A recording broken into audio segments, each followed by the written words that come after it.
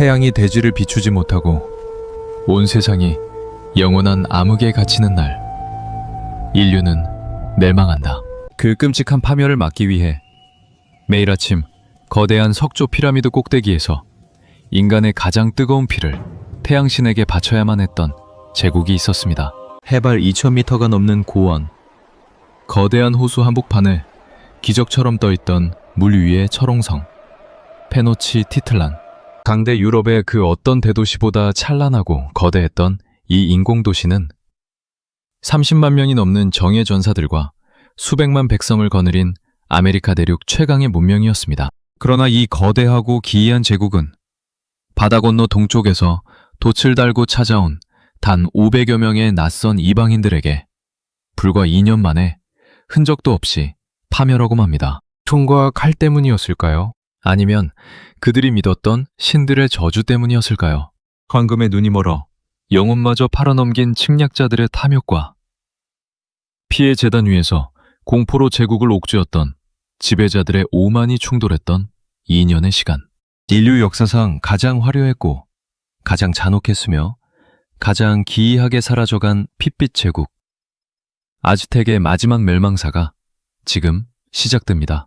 오늘날 멕시코 계곡의 찬란한 문명을 이야기할 때 우리는 그들을 아즈텍이라 부릅니다.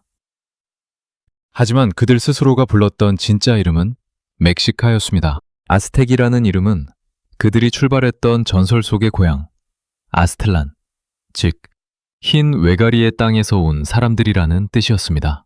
먼 북쪽의 차가운 사막과 바위산 어딘가에 존재했다고 전해지는 아스틀란은 거대한 호수 한가운데 갈대섬이 떠있는 신비로운 땅이었습니다. 그곳에서 멕시카인들은 지배 부족의 혹독한 노역과 억압에 시달리던 비천한 계급이었습니다. 어느 날 그들의 부족 사제는 숲속 깊은 동굴에서 들려오는 기이한 새의 노랫소리에 이끌렸습니다. 그것은 단순한 새의 지저귐이 아니었습니다. 훗날 전쟁과 태양의 신으로 불리게 될 우이칠로포치틀리, 즉 남쪽의 벌새 신의 계시였습니다. 신은 고통받던 부족민들에게 서늘하고도 웅장한 목소리로 신탁을 내렸습니다. 너희는 이 굴레를 벗어던지고 남쪽으로 떠나라. 너희의 이름을 아스테카에서 멕시카로 바꾸어라. 험난한 산과 사막을 지나 내가 너희에게 보여줄 약속의 땅에 도달할 때까지 결코 정착하지 마라. 독수리가 선인장 위에 앉아 뱀을 물고 있는 곳을 발견하거든 바로 그곳에 제단을 세우고 위대한 도시를 건설하라. 12세기 초 수백 명의 멕시카 부족민들은 조상의 뼈와 작은 신상을 짊어진 채 아무런 기약도 없는 남쪽을 향해 첫 발걸음을 떼었습니다. 그것은 장장 200년에 걸친 기나긴 고난의 대이주였습니다. 남쪽으로 내려온 멕시카인들이 마주한 멕시코 계곡은 이미 무법지대가 아니었습니다. 해발 2200m 고원에 자리 잡은 거대한 텍스코코 호수 주변에는 톨텍 문명의 후예들이 세운 수십 개의 세련되고 강력한 도시국가들이 비옥한 땅을 빽빽하게 차지하고 있었습니다. 가죽옷을 걸치고 흙먼지를 뒤집어 쓴 채 나타난 멕시카인들은 문명인들의 눈에 그저 미개하고 야만적인 불황자 집단에 불과했습니다. 가는 곳마다 돌팔매질을 당했고 기름진 땅에서는 가차없이 쫓겨났습니다. 마침내 계곡의 강대국이었던 쿠루아칸의 군주는 이 귀찮은 불황자들을 없애버릴 심산으로 치명적인 독사와 방울뱀이 우글거리는 화산암 황무지 피사판으로 그들을 몰아넣었습니다. 저 야만인들은 며칠 지나지 않아 독사에 물려 뼈만 남게 될 것이다. 그러나 멕시카인들의 생명력은 맹수보다 질겼습니다. 그들은 굶주림 속에서 맹독성 뱀들을 사냥해 껍질을 벗기고 구워 먹으며 오히려 번성하기 시작했습니다. 전쟁의 신 우이칠로포치틀리를 모시며 다져진 그들의 거친 투쟁심과 잔혹한 전투 기술은 곧 주변 도시국가들의 눈에 띄었습니다. 멕시카인들은 목숨을 걸고 다른 부족의 전쟁에 대신 나가 싸워주는 용병 노릇을 하며 겨우 한 줌의 옥수수와 거처를 얻어 연명했습니다. 용병으로서 수많은 공을 세우자 쿠루아칸의 왕은 멕시카인들을 점차 신뢰하기 시작했습니다. 어느 날 멕시카의 족장은 쿠루아칸의 왕에게 조심스럽게 다가가 간청했습니다. 우리를 다스려줄 고귀한 혈통의 공주님을 우리에게 시집 보내주십시오. 우리는 공주님을 살아있는 여신으로 받들어 모실 것입니다. 왕은 기뻐하며 자신의 아름다운 딸을 멕시카인들에게 보냈습니다.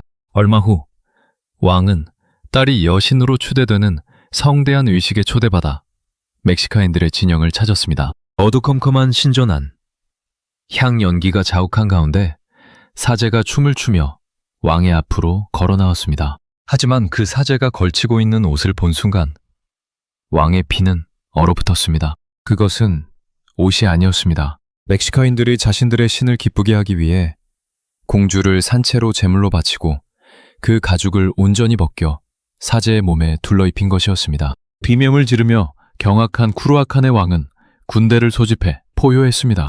저 사악하고 배은망덕한 짐승들을 단 한 놈도 남기지 말고 몰살하라. 분노한 쿠루아칸 군대의 창검을 피해 멕시카인들은 호숫가의 늪지대로 필사적으로 도망쳤습니다. 더 이상 육지에는 그들이 발을 디딜 땅이 단 한 뼘도 남아있지 않았습니다. 쫓기고 쫓기다 지친 멕시카인들은 텍스코코 호수 서쪽, 진흙과 갈대만이 무성한 버려진 무인도 늪지대로 숨어들었습니다. 발이 푹푹 빠지는 진흙탕 속에서 패배감과 절망에 젖어있던 1325년의 어느 날 아침, 물안개를 뚫고 아침 햇살이 비춰들 때 늪 한가운데 솟아난 거대한 바위 선인장 위로 거대한 그림자가 내려앉았습니다.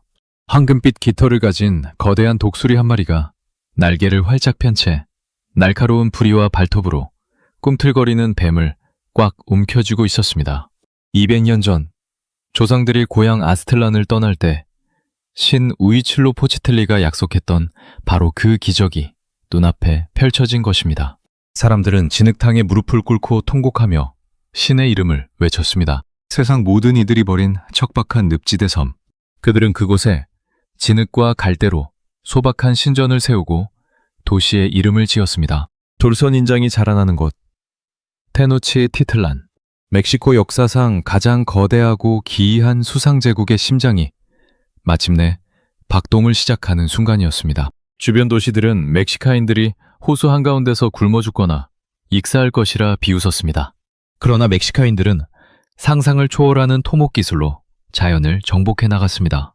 호수 바닥에 수만 개의 거대한 나무 말뚝을 박아 집안을 다지고 촘촘히 엮은 갈대매트 위에 호수 밑바닥에 비옥한 진흙을 퍼올려 물 위에 떠있는 인공정원 받친 친한파를 만들었습니다. 호수의 풍부한 수분과 영양분을 머금은 친한파는 가뭄을 타지 않았고 1년에 옥수수와 콩, 고추를 4번씩 수확해내며 수만 명의 인구를 먹여 살리는 식량 창고가 되었습니다. 이어 그들은 육지와 연결되는 폭 10m가 넘는 거대한 돌두길 3개를 호수 위에 띄웠습니다. 두길 중간중간에는 나무 다리를 놓아 적이 쳐들어오면 다리를 치워버려 누구도 침략할 수 없는 난공불락의 요새를 구축했습니다. 산에서 맑은 식수를 끌어오는 쌍둥이 석조 수로교를 놓고 짠물 호수의 침입을 막는 거대한 제방까지 완공되자 테노치티틀란은 인구 20만 명이 넘는 청결하고 화려한 백색의 수상 메트로폴리스로 거듭났습니다. 힘을 기른 멕시카인들은 더 이상 남의 눈치를 보는 유랑민이 아니었습니다. 1428년 멕시카의 뛰어난 군주 이치코아틀은 호수의 강국이었던 텍스코코 그리고 틀라코판과 피해 맹세를 맺고 아즈텍 3국 동맹을 결성했습니다. 그들은 자신들을 억압하던 옛 주인 아스카포트 살코를 잔혹하게 짓밟으며 멕시코 계곡의 최강자로 군림했습니다. 그 중심에 선 멕시카인들은 과거 자신들이 멸시받던 노예였다는 기록을 지우기 위해 이전 부족들의 모든 역사책을 불태워버렸습니다. 그리고 스스로를 태양을 지키기 위해 선택받은 전사민족으로 재창조했습니다. 흑요석 칼날이 번뜩이는 목검 마쿠아우이트를 든 제규어 전사들과 독수리 전사들이 진격하는 곳마다 도시들이 불타고 무릎을 꿇었습니다. 동쪽의 멕시코만에서 서쪽의 태평양까지 수백 개의 부족들이 아즈텍 황제에게 막대한 금과 은, 옷과 카카오, 깃털을 바쳤습니다. 그러나 그 거대한 영광의 이면에는 정복당한 수많은 부족의 가슴에 새겨진 깊은 증오와 공포가 독버섯처럼 자라나고 있었습니다. 그리고 마침내 그들은 신을 달래기 위해 세계에서 가장 기이하고 끔찍한 의식을 거행하기 시작합니다. 테노치티틀란의 거대한 운하를 오가는 카누들이 활기로 가득 차고 친한파 정원에서 옥수수가 노랗게 익어갈 때 도시는 더할 나위 없는 낙원처럼 보였습니다. 하지만 그 화려한 백색 석조 건물들의 그림자 뒤편에는 이 번영을 유지하기 위해 치러야만 했던 끔찍하고 처절한 대가가 도사리고 있었습니다. 그것은 바로 아즈텍인들의 거대한 대신전, 템플로 마요르 꼭대기에서 365일 멈추지 않고 피어오르는 어두운 연기였습니다. 그 연기의 정체는 신에게 바치는 인간의 피와 심장이었습니다. 도대체 왜 이 찬란한 문명은 이토록 잔혹한 의식에 집착했을까요? 그 해답은 그들의 섬뜩한 창조 신화에 있었습니다. 아스텍인들은 세상이 이미 4번이나 멸망과 창조를 반복했으며 자신들은 5번째 태양의 시대에 살고 있다고 믿었습니다. 그들의 신화에 따르면 5번째 태양을 띄우기 위해 신들은 스스로를 희생하여 불길 속에 몸을 던졌습니다. 그 결과 태양은 하늘에 떴지만 신들이 바친 에너지인 피가 다하자 움직임을 멈추고 식어가기 시작했습니다. 태양이 멈추면 빛은 사라지고 어둠 속에 괴물들이 나타나 인류를 모조리 잡아먹을 것이다. 세상의 멸망을 막기 위해 필요한 것은 오직 하나. 신들이 태양을 띄울 때 바쳤던 것과 동일한 종류의 에너지. 즉, 인간의 신선하고 펄떡이는 심장과 피였습니다. 아즈텍 전사들은 스스로를 태양을 지키기 위해 선택받은 구원자라 믿었습니다. 그들은 매일 아침 떠오르는 태양을 보며 감사하는 것이 아니라 오늘도 우리가 바친 피 덕분에 태양이 멈추지 않고 움직였구나 라는 끔찍한 사명감을 확인했습니다. 그들에게 인신공양은 야만적인 학살이 아니라 세상의 멸망을 막기 위한 가장 숭고하고 필수적인 종교적 행위였습니다. 이 끔찍한 신학적 사명이 거행되는 중심지가 바로 수도 테노치티틀란의 한복판에 솟아오른 거대한 이중 피라미드 신전 템플로 마요르였습니다. 높이가 40m에 달했던 이 거대한 신전은 아즈텍 문명의 정점이자 공포의 상징이었습니다. 꼭대기에는 2개의 가파른 계단이 나 있었고 각각 전쟁의 신 우이츠로포치틀리와 비의 신 틀랄록을 모시는 2개의 예배당이 자리 잡고 있었습니다. 예배당 앞에는 어른 한 명이 누우면 딱 맞을 정도로 위가 둥글게 굽은 공양석이 놓여 있었습니다. 의식이 시작되면 화려한 열대조류의 깃털관을 쓰고 검은색 옷을 입은 사제들이 제물이 될 포로를 계단 위로 끌고 올라갔습니다.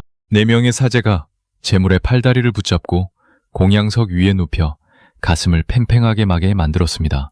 마지막 5번째 사제가 날카로운 흑요석 칼을 높이 들었습니다. 사제는 능숙한 솜씨로 제물의 가슴을 갈라 아직 펄떡이는 심장을 도려내어 신의 조각상 앞에 바쳤습니다.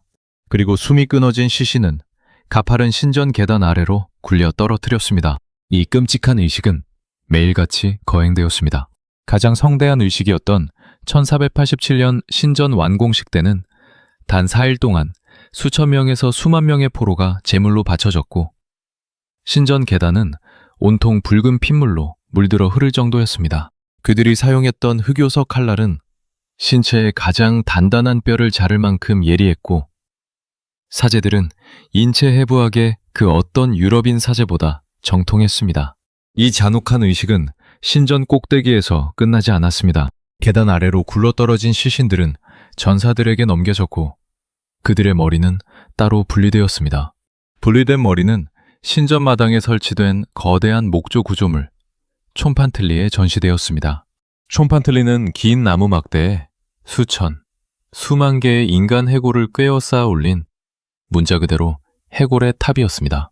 수렁에 숨어들었던 방랑 부족이 100년 만에 멕시코 고원의 패자가 된 비결은 주변 도시들이 감히 저항할 엄두조차 내지 못하게 만든 이 절대적인 공포였습니다. 다른 도시의 사절들이 조공을 바치러 테노치티틀란에 들어와 가장 먼저 마주하는 것은 촌판틀리에서 번뜩이는 수만 개의 해골 눈동자였습니다. 그들은 이 끔찍한 광경 앞에서 아즈텍 황제의 말 한마디에 자신들의 목숨도 언제든지 저 해골 틈에 꿰일 수 있다는 사실을 뼈저리게 깨달았습니다. 아즈텍은 군사적 힘뿐만 아니라 인신공양이라는 끔찍한 종교적 공포를 정치적 지배의 도구로 완벽하게 활용했던 제국이었습니다. 하지만 아무리 정복 전쟁을 벌여도 매일 바쳐야 하는 재물의 수는 부족했습니다. 아스텍은 재물을 안정적으로 확보하기 위해 기이하고 잔혹한 형태의 전쟁을 고안해냈습니다. 그것은 바로 꽃 전쟁이었습니다. 이것은 영토를 정복하거나 상대를 멸망시키기 위한 전쟁이 아니었습니다. 아스텍은 자신들의 강력한 군사력으로도 충분히 정복할 수 있었던 몇몇 주변 부족, 특히 틀락스칼라를 일부러 멸망시키지 않고 남겨두었습니다. 그리고 약속된 시간, 약속된 평원에서 이들과 정기적인 전투를 벌였습니다. 마치 연극이나 스포츠 경기를 하듯 두 나라는 화려한 예복과 투구를 갖춘 전사들을 내보냈습니다. 전사들의 목표는 적을 죽이는 것이 아니었습니다. 그들은 적을 생포하여 대신전 꼭대기까지 살아있는 채로 끌고 가는 것이 가장 큰 영예였습니다. 그래서 그들은 날카로운 칼날보다 상대를 기절시키거나 다리를 다치게 하는 둔기를 주로 사용했습니다. 이 기이한 꽃전쟁을 통해 아즈텍은 신선한 심장을 바칠 재물을 끊임없이 공급받았고, 틀락스칼라 같은 부족들은 매년 자신들의 가장 용맹한 전사들을 아즈텍의 제단 위에 제물로 빼앗겨야 했습니다. 이들에게 아즈텍은 같은 신을 섬기는 이웃이 아니라 자신들을 산 제물 목장처럼 취급하는 증오의 대상일 뿐이었습니다. 16세기 초 아즈텍 황제 몬테수마 2세의 치세 아래 테노치테트라는 영광의 정점에 있었습니다.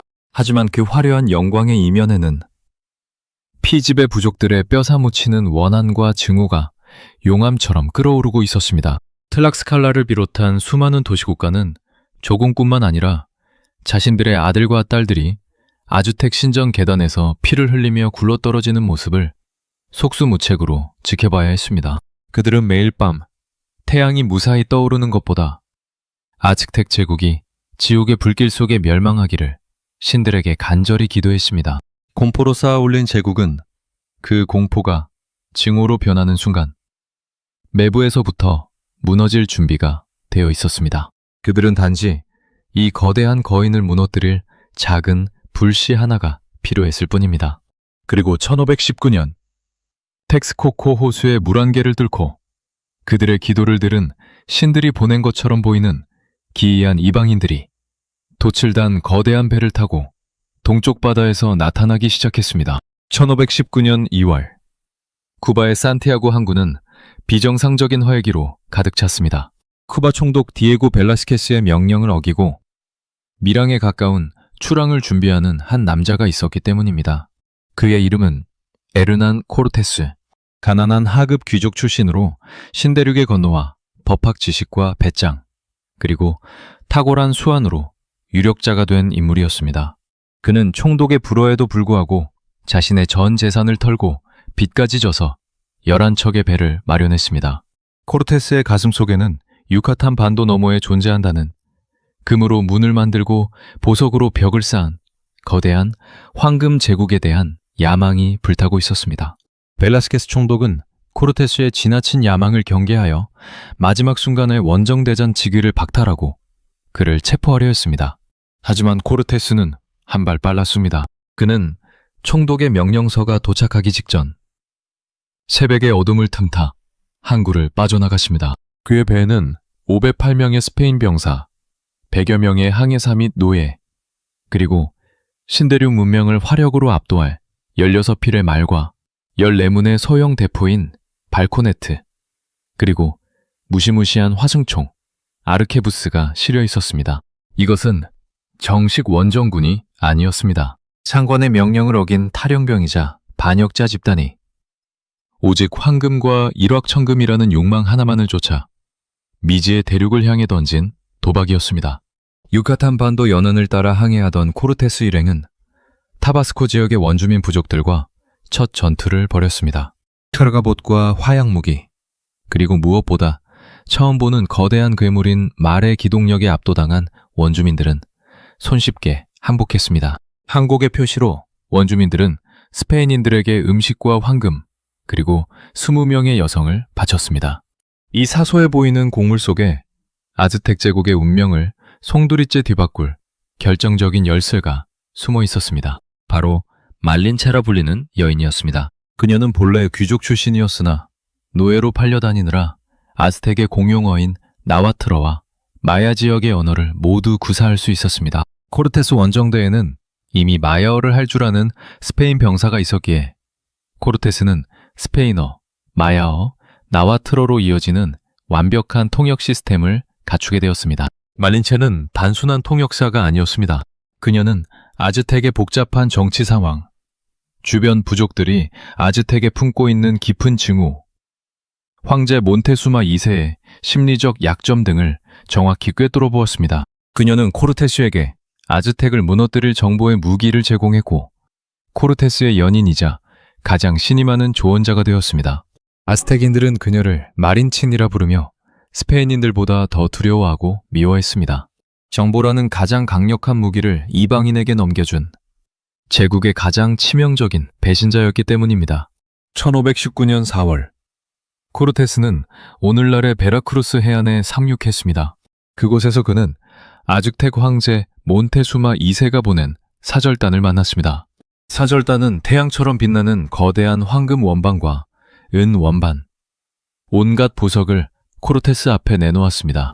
이것을 드릴 테니 제발 우리의 신성한 도시 테노치티틀란으로는 오지 말고 돌아가 주십시오. 이것은 몬테수마 2세의 치명적인 실수였습니다. 보물은 스페인인들을 달래기는커녕 그들의 피 끓는 탐욕에 기름을 부었습니다. 하지만 코르테스 원정대 내부에는 불안감이 피어오르고 있었습니다. 총독의 명령을 어긴 반역자라는 처지, 미지의 대륙에 대한 공포, 압도적인 머릿수의 원주민들, 일부 병사들은 배를 돌려 쿠바로 돌아가자고 주장했습니다. 코르테스는 선택해야 했습니다. 주저앉아 반역자로 처형당할 것인가? 아니면 앞으로 나아가 황금 제국의 주인이 될 것인가? 그는 과감하고 미친 결단을 내렸습니다. 쿠바로 돌아가고 싶은 자들은 가라. 하지만 그 전에 우리의 배는 모두 불태워버릴 것이다. 우리에게 돌아갈 길은 없다. 오직 앞으로 나아가 저 황금 도시를 정복하는 것뿐이다. 코르테스는 자신의 모든 배를 스스로 불태워 호수에 가라앉혔습니다. 해안가에 피어오르는 배들의 연기를 바라보며 스페인 병사들은 경악했지만 이내 깨달았습니다. 그들의 목숨을 지킬 유일한 방법은 코르테스를 따라 저 거대한 제국의 심장부로 걸어 들어가는 것뿐이라는 사실을. 돌아갈 배를 잃은 500여 명의 스페인인. 그들은 이제 멸망이 아니면 정복이라는 극단적인 단 하나의 운명을 향해 진군을 시작했습니다. 코르테스는 테노치티틀란으로 향하는 험난한 산맥을 넘으며 아즈텍에 굴복하지 않은 유일한 강대국 틀락스칼라 지역으로 들어갔습니다. 틀락스칼라 전사들은 스페인군의 무시무시한 화력에도 굴하지 않고 끈질기게 덤벼들었습니다. 500명의 스페인군은 수만 명의 틀락스칼라군에게 포위되어 멸망 직전까지 몰렸습니다. 그러나 이때 말린체의 지략이 빛을 발했습니다. 그녀는 틀락스칼라 지도부에게 이방인들은 아즈텍의 원수이며 자신들과 손을 잡으면 영원한 공포인 아즈텍을 무너뜨릴 수 있다고 설득했습니다. 아스텍의 꽃전쟁에 시달리며 매년 수천 명의 청년을 제물로 뺏겨온 틀락스칼라에게 이것은 거부할 수 없는 제안이었습니다. 그들은 스페인군과의 전쟁을 멈추고 굳건한 피해 동맹을 맺었습니다. 이 동맹은 코르테스에게 천군만마였습니다. 스페인군은 틀락스칼라로부터 식량과 휴식을 제공받았고 무엇보다 아즈텍의 지리와 전술에 능통한 수만 명의 정예 원주민 반군을 연합군으로 얻게 되었습니다. 500명의 이방인은 이제 수만 명의 복수심에 불타는 원주민 대군의 사령관이 되어 아즈텍의 심장부를 향해 진격했습니다. 연합군은 테노치티틀란으로 가는 길목에 있는 성스러운 도시 촐룰라에 도착했습니다. 촐룰라는 아즈텍의 충성스러운 조공국이자 고 대신 케트살코아트알의 거대한 피라미드 신전이 있는 종교 도시였습니다.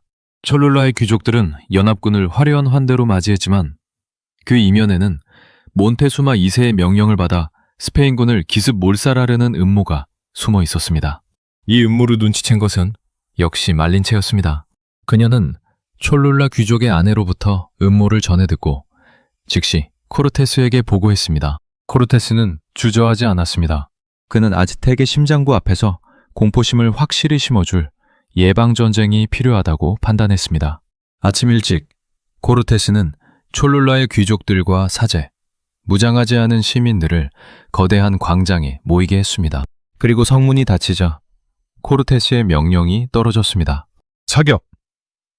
광장 주변의 지붕과 툭길에 매복해 있던 스페인군의 화승총과 대포가 무방비 상태의 군중을 향해 불을 뿜었습니다. 연이어 칼과 창을 든 플락스칼라 연합군이 광장으로 쏟아져 들어와 비명을 지르는 촐룰라 사람들을 닥치는 대로 베어 남겼습니다. 촐룰라의 거대한 광장은 순식간에 검붉은 피로 물들었고 신성한 피라미드 신전 앞은 시신으로 산을 이루었습니다. 불과 몇 시간 만에 3,000명에서 6,000명에 달하는 촐룰라의 엘리트들과 시민들이 학살당했습니다. 코르테스는 멈추지 않고 살아남은 촐룰라 지도부에게 명령했습니다. 시신을 치우지 마라. 이 시신들이 저 테노치티틀란의 몬테수마에게 나의 무서움을 보여주는 가장 강력한 사신이 될 것이다. 코르테스는 며칠 동안 시신들을 촐룰라 거리에 방치했습니다. 그리고 아즈텍의 사절단을 불러 피비린내 진동하는 촐룰라의 거리를 걷게 했습니다. 보아라. 이것이 나를 배신하고 나의 앞길을 막는 자들의 최후다. 몬테수마에게 전하라. 나는 곧 테노치티틀란으로 들어갈 것이며 그가 나를 어떻게 맞이하느냐에 따라 그의 도시가 촐룰라처럼 될지 아니면 황금의 번영을 누릴지 결정될 것이다. 촐룰라 대학살의 소식은 아스텍 제국 전역에 번개처럼 퍼져나갔습니다. 아스텍의 착취에 숨죽이던 부족들은 스페인군의 잔혹함에 경악하면서도 그들이 아스텍의 공포를 무너뜨려줄 진짜 힘을 가졌음을 깨달았습니다. 반면 수도 테노치티틀란의 황제 몬테수마 2세는 공포와 절망에 빠졌습니다. 불을 뿜는 막대기, 지칠 줄 모르는 거대한 괴물말, 그리고 촐룰라를 단숨에 핏빛으로 물들인 이방인들의 무자비함. 몬테수마 2세의 신비주의적 오해와 공포는 이제 촐룰라의 피바람을 타고 아즈텍의 철벽 같던 자부심을 안에서부터 무너뜨리고 있었습니다. 코르테스와 그의 연합군은 이제 촐룰라의 시신들을 뒤로하고 제국의 심장, 호수 위의 기적 테노치티틀란을 향한 마지막 행진을 시작했습니다. 비극적인 두 문명의 격돌이 마침내 눈앞으로 다가왔습니다. 1519년 11월 8일 멕시코 계곡을 에워싼 험준한 산맥을 넘어온 에르난 코르테스와 500여 명의 스페인군 그리고 수만 명의 틀락스칼라 연합군은 눈앞에 펼쳐진 광경에 그만 자리에 얼어붙고 말았습니다. 그것은 꿈에서도 상상하지 못한 신기루와도 같은 광경이었습니다.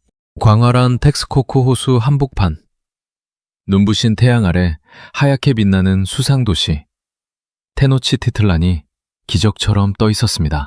호수 위로 뻗어나간 세 개의 거대한 돌두길, 도시 곳곳을 거미줄처럼 잇는 운하와 그 위를 오가는 수천 척의 카누, 하늘을 찌를 듯 솟아오른 템플로 마요르의 피라미드 신전들, 당대 유럽에서 가장 거대했던 도시인 베네치아나 파리보다도 더 웅장하고 깨끗했던 이 이국적인 도시는 스페인인들에게 경외심과 동시에 형언할 수 없는 공포를 안겨주었습니다. 이 철옹성 같은 수상 요새에 발을 들이는 순간 뚝길이 끊기고 호수에 고립되면 단 한 명도 살아남지 못할 것이라는 사실을 그들은 본능적으로 직감했습니다. 하지만 코르테스는 앞장섰습니다. 돌아갈 배를 불태웠던 그에게 남은 길은 오직 정면 돌파뿐이었습니다. 연합군은 도시 남쪽의 이스타팔라파 두길을 따라 위풍당당하게 행진했습니다. 두길 양옆에 운하와 도로를 가득 메운 수만 명의 아즈텍 시민은 처음 보는 말과 새 갑옷, 그리고 화순총을 든 이방인들을 숨죽이며 바라보았습니다.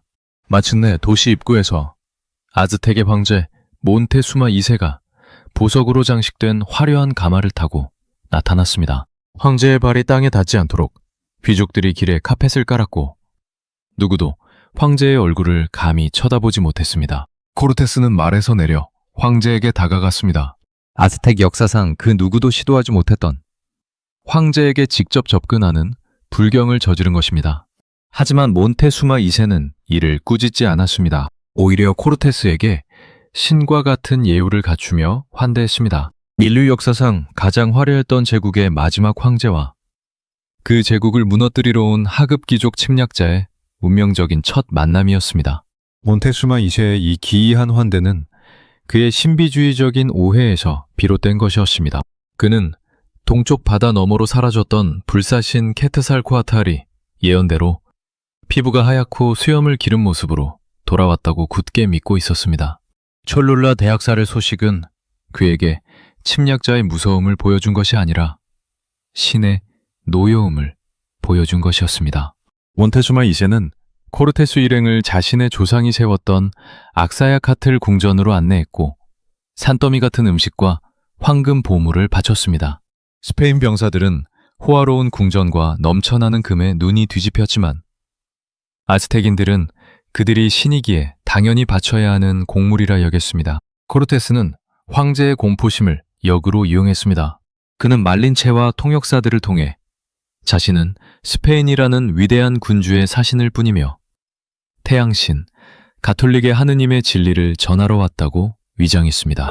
그리고 아즈텍이 섬기는 태양신 우이칠로포치틀리는 가짜 악마이며 그 악마를 달래기 위해 거행하는 인간의 인신공양 의식은 당장 멈춰야 한다고 엄숙히 경고했습니다. 몬테수마 2세는 혼란에 빠졌습니다.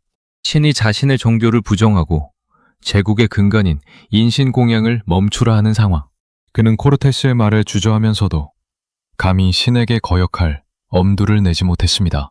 그는 코르테스 일행이 대신전 템플로 마요르의 꼭대기에 오르는 것을 허락했고 그곳에서 인신공양의 비릿한 피냄새를 맡은 코르테스가 악마의 신전을 허물고 하느님의 십자가를 세워야 한다고 포효했을 때도 황제는 묵묵부답이었습니다.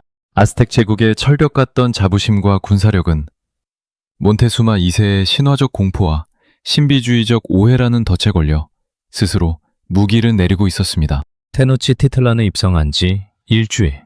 스페인군은 화려한 궁전 안에서 황금에 취해 있었지만 코르테스의 눈은 차갑게 빛나고 있었습니다. 그는 자신들이 언제든 멸망할 수 있는 호수 위의 기적이라는 아름다운 감옥에 갇혀 있음을 깨달았습니다. 틀락스칼라 연합군은 도시 밖에 있었고 코르테스의 500명은 수십만 명의 아즈텍인에 둘러싸여 있었습니다. 아스텍 귀족들이 마음만 먹으면 뚝기를 끊고 그들을 굶겨 죽이거나 혹은 대신전의 피제물로 바칠 수 있었습니다. 코르테스는 다시 한번 대담하고 미친 결단을 내렸습니다. 우리가 살 길은 오직 하나다. 저 몬테수마 황제를 우리 손안에 넣는 것이다. 황제가 우리의 포로가 되는 순간 이 위대한 제국은 우리의 소유가 된다. 11월 14일 아침 코르테스는 완전 무장한 병사 몇 명을 이끌고 몬테수마 2세의 궁전으로 들어갔습니다. 그는 말린체를 통해 황제에게 엄숙히 통보했습니다. 황제여, 최근에 해안가에서 스페인 병사 몇 명이 아즈텍인에게 공격당해 죽었다는 소식을 들었다. 이는 황제의 명령인가? 아니면 반란인가? 이 무례를 용서할 수 없다.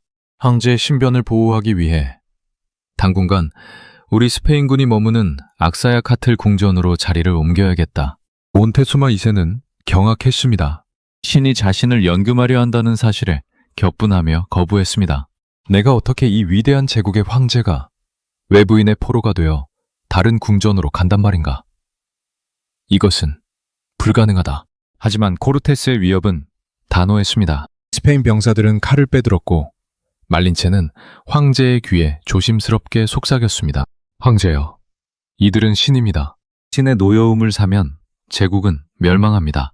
지금 저를 따라가시면 신의 축복을 받겠지만 거부하시면 이곳은 촐룰라처럼 피바다가 될 것입니다. 현명하게 판단하소서. 외국 몬테수마 2세는 공포와 절망 속에 가마에 올랐습니다. 아스텍 역사상 그 누구도 시도하지 못했던 황제의 신성 침해와 연금이 이방인들의 탐욕에 의해 현실이 되었습니다. 제국의 위대한 황제는 이제 스페인군의 궁전 안에 갇힌 허수아비 포로로 전락했습니다. 코르테스는 이제 몬테수마 2세의 입을 통해 제국을 통치하기 시작했습니다. 황제의 명령은 곧 코르테스의 명령이었고 아즈텍인들은 감히 황제의 명령에 거역하지 못했습니다. 제국의 심장, 호수 위의 기적, 테노치티틀란은 이제 이방인들이 쥐고 있는 비수에 의해 천천히 그리고 잔혹하게 갉아먹히기 시작하고 있었습니다. 몬테수마 2세를 포로로 잡은 코르테스의 탐욕은 끝이 없었습니다.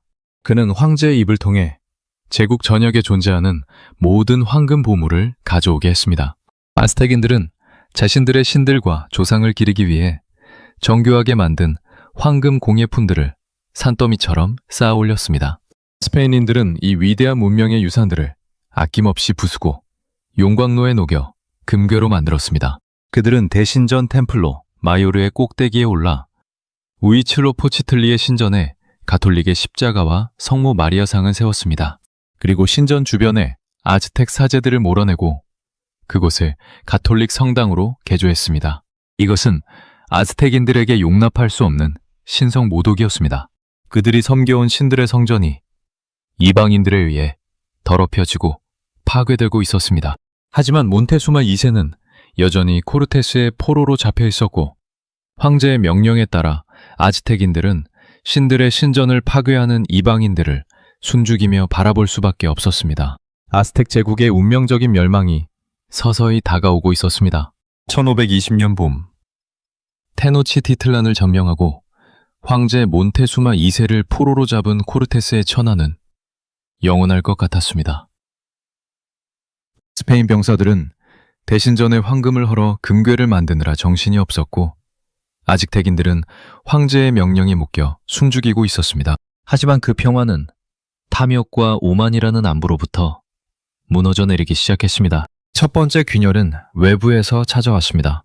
쿠바 총독 벨라스케스가 명령을 어긴 코르테스를 체포하기 위해 판필로 데나르바에스가 이끄는 1,400명의 대규모 정규군을 멕시코 해안에 상륙시킨 것입니다. 코르테스의 500명보다 훨씬 더 많은 병력이었습니다. 코르테스는 선택해야 했습니다. 테노치티틀란을 비울 것인가 아니면 나르바에스에게 잡힐 것인가. 그는 결단을 내렸습니다. 가장 신이 많은 부관 페드로 데 알바라도에게 100여 명의 병사를 남겨 황제와 도시를 감시하게 하고 자신은 나머지 정예 병력을 이끌고 나르바에스를 막기 위해 해안으로 내려갔습니다. 코르테스는 기발한 기습과 뇌무로 나르바에스의 군대를 단숨에 제압하고 그들을 자신의 군대로 흡수하는 기지를 발휘했습니다.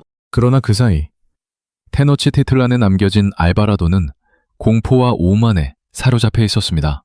수십만 명의 아즈텍인에 둘러싸인 100명의 스페인군은 언제 터질지 모르는 시한폭탄과도 같았습니다. 그러던 중 아즈텍의 가장 성대한 축제인 톡스카틀 축제날이 다가왔습니다. 수만 명의 아즈텍 귀족과 비무장 시민들이 대신전 광장에 모여 화려한 깃털 옷을 입고 신을 향해 춤을 추고 있었습니다. 이를 지켜보던 알바라도는 광적인 공포에 휩싸였습니다.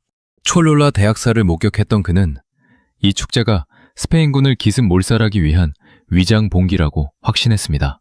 그는 주저하지 않았습니다. 완전 무장한 스페인 병사들을 이끌고 광장의 모든 출입구를 봉쇄했습니다. 그리고 무차별 명령을 내렸습니다. 사격! 단 한 놈도 살려두지 마라. 흑요석 칼과 깃털관만 든 채 춤을 추던 아즈텍의 엘리트 귀족 수백 명이 스페인군의 화순총과 창칼에 속수무책으로 당했습니다. 대신전 광장은 순식간에 비명과 검붉은 피로 물들었고 아즈텍의 꽃과 같았던 고귀한 전사들이 시신으로 산을 이루었습니다. 신전의 소식은 테노치티틀란 전체를 분노로 끓어오르게 만들었습니다. 하얀 신에 대한 신화적 공포는 이제 씻을 수 없는 증오와 복수심으로 바뀌었습니다. 아스텍 전사들은 무기를 들었습니다. 그들은 스페인군이 머무는 궁전을 겹겹이 포위하고 식량과 물 공급을 끊어버렸습니다. 나르바이스 군대를 흡수해 1000명이 넘는 대군이 되어 돌아온 코르테스는 환대 대신 칠흑 같은 침묵과 분노의 눈빛을 마주했습니다. 코르테스는 포위된 궁전 안에서 멸망을 직감했습니다. 그는 마지막 카드를 꺼냈습니다. 바로 포로로 잡고 있던 황제 몬테수마 2세였습니다. 황제여, 백성들에게 나가서 분노를 가라앉히고 우리 스페인군이 평화롭게 도시를 떠날 수 있도록 길을 열어달라고 설득하시오. 몬테수마 2세는 거부했습니다. 백성들은 더 이상 나를 황제로 여기지 않소. 나를 죽여 이 고통을 끝내시오. 하지만 코르테스의 위협에 결국 황제는 비틀거리는 몸을 이끌고 궁정 발코니에 섰습니다. 그를 본 백성들은 일순간 침묵했습니다. 하지만 황제가 입을 여는 순간 군중 속에서 포효가 터져나왔습니다. 저자는 우리 황제가 아니다. 침략자의 허수아비일 뿐이다. 저 사악한 하얀 신들과 함께 지옥으로 보내라. 비처럼 쏟아지는 돌과 화살. 몬테수마 2세는 백성들이 던진 돌과 화살에 쓰러졌습니다. 그는 며칠 뒤 자신의 백성들에게 버림받았다는 비참한 절망 속에 포로 생활 8개월 만에 숨을 거뒀습니다. 아스텍 역사상 가장 찬란했던 황제 몬테수마 2세의 최후는 자신의 백성들이 던진 돌에 맞은 비극적인 최후였습니다.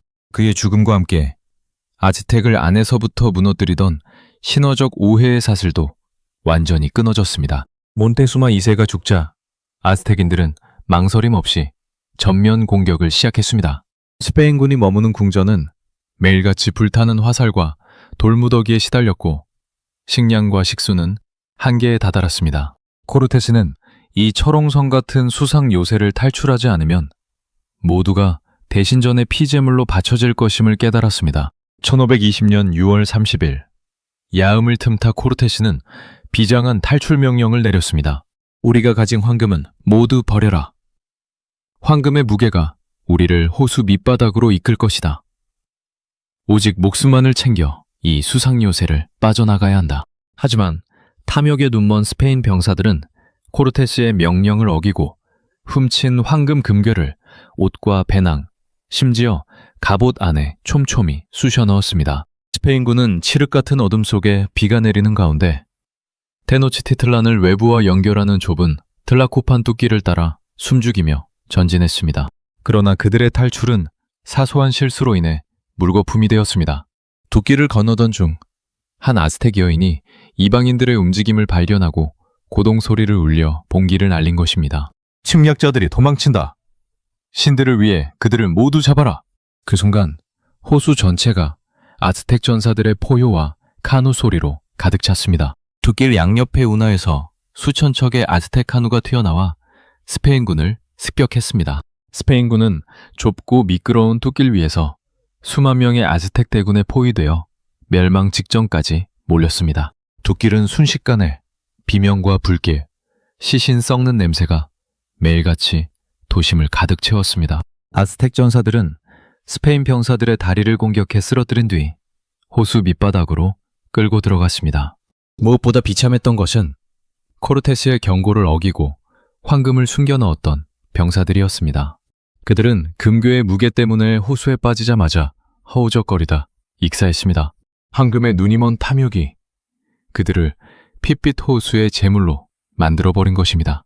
이 지옥과도 같은 야습 속에 코르테스는 자신의 군대 절반 이상을 잃고 슬픈 밤에 약탈했던 막대한 황금 보물은 모두 호수 밑바닥에 가라앉았습니다.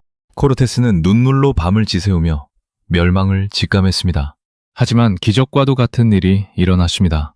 슬픈 밤에 대학살을 뚫고 호수 밖으로 기어나온 스페인군은 더 이상 군대가 아니었습니다. 무기와 대포는 호수 밑바닥에 수장되었고 병력의 3분의 2 이상이 목숨을 잃었습니다. 살아남은 400여 명의 병사들도 온몸이 피투성이인 채 상처와 굶주림으로 비틀거리고 있었습니다.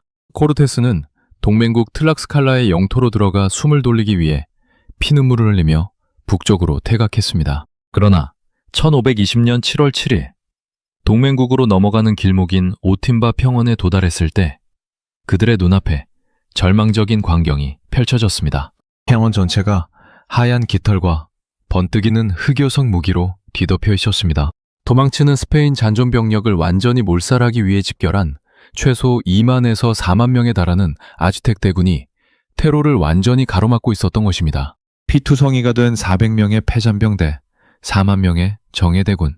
누가 보아도 스페인군의 명줄은 여기서 끝나는 것처럼 보였습니다. 화약도 다 떨어졌고 병사들은 뛸 기력조차 없었습니다. 그 순간 코르테스는 적진 한가운데에서 화려한 황금 갑옷과 거대한 깃털 장식을 두르고 가마 위에 서서 전투를 지휘하던 아즈텍의 총사령관 시우아코아트를 발견했습니다. 아스텍 군대는 사령관의 깃발 신호에 따라 일사불란하게 움직이는 구조였습니다. 코르테스는 남은 기병 10여 명을 모아 결사의 명령을 내렸습니다. 우리에겐 돌아갈 곳도 물러설 곳도 없다. 오직 저 황금 깃발을 든 적장을 쳐라. 코르테스와 기병들은 죽음을 각오하고 적의 본진을 향해 화살처럼 돌격했습니다. 말의 거대한 돌파력으로 수천 명의 적진을 뚫고 들어간 코르테스는 마침내 아즈텍 총사령관의 가마로 접근해 장창으로 사령관을 떨어뜨렸습니다. 이어 부관이 사령관을 베고 그의 깃발을 빼앗아 바닥에 내동댕이 쳤습니다. 그 순간 기적이 일어났습니다. 자신들의 총사령관이 쓰러지고 신성한 깃발이 꺾이자 수만 명의 아즈텍 군대는 신이 패배했다고 생각하며 극심한 패닉에 빠져 무기를 버리고 사방으로 도망치기 시작했습니다. 400명의 패잔병이 4만 명의 대군을 패주시킨 이 믿을 수 없는 오톤바 전투의 역전극 덕분에 코르테스는 극적으로 목숨을 건져 동맹국 틀락스칼라로 귀환할 수 있었습니다. 그리고 이 기적 같은 생화는 무너졌던 정복자의 가심에 더 잔혹하고 거대한 복수의 불꽃을 지피게 됩니다. 슬픈 밤의 지옥을 뚫고 기적처럼 탈출한 코르테스는 동맹국 틀락스칼라에서 피투성이가 된 몸과 무너진 야망을 추스렀습니다. 스페인 병사의 절반 이상, 그리고 슬픈 밤에 약탈했던 막대한 황금 보물은 모두 호수 밑바닥에 가라앉았지만 코르테스는 결코 포기하지 않았습니다. 그는 테노치테틀란이 호수 한복판에 떠있는 수상 요새라는 사실이 그들의 가장 강력한 방어벽이자 동시에 치명적인 약점이 될 수 있음을 간파했습니다. 코르테스는 상상 초월의 토목 작전을 지시했습니다. 그는 틀락스칼라의 숲에서 수천 그루의 나무를 베어 호수 위를 공격할 소형 범선 브리간틴 13척을 설계하고 제작했습니다. 더욱 놀라운 것은 이 범선들을 완성한 뒤 다시 낱낱이 분해했다는 사실입니다. 코르테스는 분해된 배의 부품들을 수만 명의 틀락스칼라 원주민 짐꾼들의 등에 지게 하고 해발 3,000m가 넘는 험준한 산맥을 넘어 테노치티틀란을 에워싼 텍스코코 호숫가로 운반했습니다. 1521년 봄, 호숫가에서 다시 조립되어 웅장한 돛을 올린 13척의 스페인 범선은 아즈테린들에게는 듣지도 보지도 못한 바다 위에 움직이는 성이었습니다. 이 함대가 호수에 띄워지는 순간 테노치티틀란을 지키던 수천 척의 아즈텍 카누는 이제 사냥감이 되어 불타 사라졌습니다. 코르테스는 호수의 제해권을 완전히 장악했습니다. 그러나 스페인 범선보다 훨씬 더 무섭고 잔혹한 사신이 이미 테노치티틀란 안에서 소리 없이 움직이고 있었습니다. 슬픈 밤 이후 스페인군이 남기고 간 짐과 시신을 통해 신대륙에 단 한 번도 존재하지 않았던 전염병, 천연두 바이러스가 제국의 심장부를 덮친 것입니다. 유럽인들은 오랜 기간 한 채를 가지고 있었지만 아즈텍인들에게 천연두는 면역력이 전혀 없는 상태에서 마주한 대재앙이었습니다. 도시 전체가 끔찍한 고열과 발진에 시달리며 무너져 내렸습니다. 아스텍인들은 이 병을 위대한 궤양이라 부르며 절규했지만 사제들도 의사들도 속수무책이었습니다. 백성들의 고통을 돌봐야 할 황실도 예외는 아니었습니다. 몬테수마 2세의 뒤를 이어 황제에 올랐던 용맹한 전사 쿠이틀라우 왕마저 재위단 80일 만에 천연두에 걸려 비참하게 숨을 거뒀습니다. 지도구를 잃은 제국은 대혼란에 빠졌고 거리에는 시신이 산더미처럼 쌓여갔습니다. 천연두는 아즈텍 인구의 절반 이상을 몰살시키며 싸우기도 전에 제국을 무너뜨린 보이지 않는 재앙이었습니다. 전염병과 공포의 잿더미 속에서 아즈텍의 마지막 자존심을 짊어진 소년 헌제가 등장했습니다. 몬테수마 2세의 사위이자 불과 20대 초반이었던 용맹한 전사 쿠아우테목이었습니다. 그의 이름은 내려오는 독수리라는 뜻이었지만 역설적으로 그는 무너져가는 제국을 위해 마지막까지 타오르는 독수리처럼 저항했습니다. 쿠아우테목은 타협을 거부하고 전 국민에게 결사항전을 명령했습니다. 1521년 5월 스페인 원주민 연합군의 총공격이 시작되었습니다. 코르테스는 테노치티틀란을 외부와 연결하는 세 개의 거대한 돌 두끼를 차단하고 범선들로 호수를 완벽히 봉쇄했습니다. 도시로 들어가는 식수 수로가 끊겼고 식량 공급이 차단되었습니다. 굶주림과 갈증, 그리고 천연두가 좁은 수상도시에 갇힌 아즈텍인들을 갉아먹었습니다. 사람들은 굶주림을 참지 못하고 흙을 씹어먹으며 버텼습니다. 그러나 쿠아우테목의 지휘 아래 아즈텍 전사들은 집념으로 저항했습니다. 그들은 좁은 운하와 골목마다 함정을 파고 지붕 위에서 돌과 화살을 퍼부으며 스페인군을 괴롭혔습니다. 코르테스는 도시를 점령하기 위해 뚝길과 시가지를 돌 하나하나, 건물 하나하나 모두 부수고 호수를 메어가며 전진해야 했습니다. 93일 동안 이 아름다웠던 수상도시는 잔혹한 지옥도로 변해갔습니다. 1521년 8월 13일 테노치티틀란의 90% 이상이 잿더미로 변하고 더 이상 먹을 것도 마실 물도 남지 않았을 때 마지막 한전지였던 플라텔롤코 광장이 함락되었습니다. 마지막 황제 쿠아우테목은 카누를 타고 탈출하려다 스페인 범선에 체포되었습니다. 코르테스 앞에 끌려온 헌제는 허리춤에 찬 코르테스의 단검을 가리키며 담담하게 말했습니다. 나는 제국을 지키기 위해 내가 할 수 있는 모든 것을 다했다. 그러나 패배했다. 고귀한 아즈텍의 황제로서 적장인 너의 칼에 죽는 것이 나의 마지막 소원이다. 나를 죽여. 이 고통스러운 멸망을 끝내달라. 코르테스는 쿠아우테목을 찬양하며 죽이지 않았습니다. 하지만 그것은 관용이 아니라 더 잔혹한 탐욕의 시작이었습니다. 코르테스는 슬픈 밤에 호수에 가라앉은 황금 보물의 위치를 대라며 쿠아우테목과 귀족들의 발바닥에 기름을 바르고 불로 지지는 잔혹한 고문을 자행했습니다. 쿠아우테목은 고통 속에서도 호수의 모든 물이 내 눈물이다. 황금은 그 눈물 속에 가라앉았다며 끝까지 입을 열지 않았습니다.